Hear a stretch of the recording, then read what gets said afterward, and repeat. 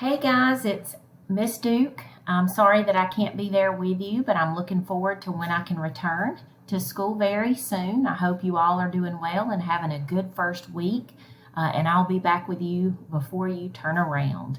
Today, you guys are going to be watching a movie called War Horse. And War Horse leads into the major events of World War I, of which we are about to start discussing in social studies. Guys, this movie shows you a great picture of what war was probably like or close to it. We're going to see some weapons that were used for the first time. This is the first time that poison gas, machine guns, tanks, airplanes were used in battle.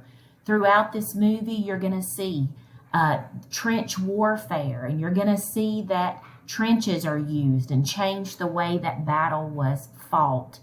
This movie is a great movie, and it's getting you ready for the major events of World War I that we're going to be talking about in the coming weeks in social studies. The first event that we're going to talk about is the assassination of the Archduke Ferdinand from Austria-Hungary.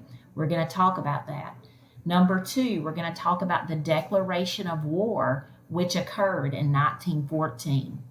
We're going to talk about event number three, the First Battle of the Marne, which occurred in September 1914. And this battle was the first battle that used trench warfare, and it totally changed the way war was fought. We're going to talk about event number four, the Battle of Verdun, which occurred February 1916, where 700,000 soldiers died, and neither side won. It's a great battle. Number five, we're going to talk about the Battle of the Somme, which occurred in July 1916, where 60,000 soldiers died in the first day of battle alone. It was one of the bloodiest battles of World War I. We're eventually going to get to event number six, when the United States enters World War I in April 1917. It took soldiers 1 year to begin fighting in the war, even though they declared war before that. Number seven, the Russian Revolution, which occurred in November 1917. Russia had to pull out of World War I early to deal with issues in their own country, and we're going to talk about that as well. Number eight is the Treaty of Brest-Litovsk, which was signed in March 1918, which granted Germans a significant victory and resulted in Russia exiting the war and breaking ties with the Allied powers.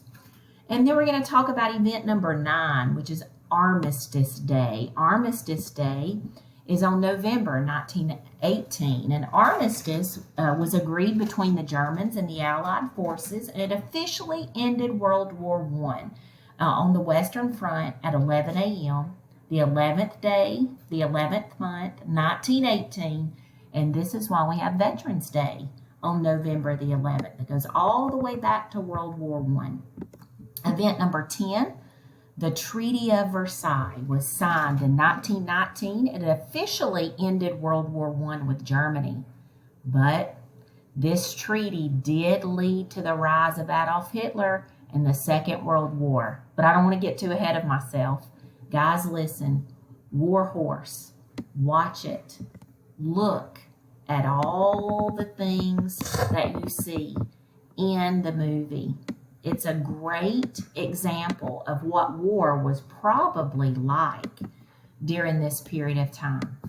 It is a story about the love between a young boy and a horse. Some of you probably have animals that you care very deeply about, and this story is about a boy and his horse and how they always find their way back together. Enjoy the movie. Do your part, be respectful, responsible, and reliable. Follow that rebel way, as always. And guys, I'll see you soon. If you need anything, my email is available on Google Classroom, or you can send me a comment on Google Classroom, and I will get back to you as quickly as I can. Enjoy War Horse, guys, and we'll see you soon.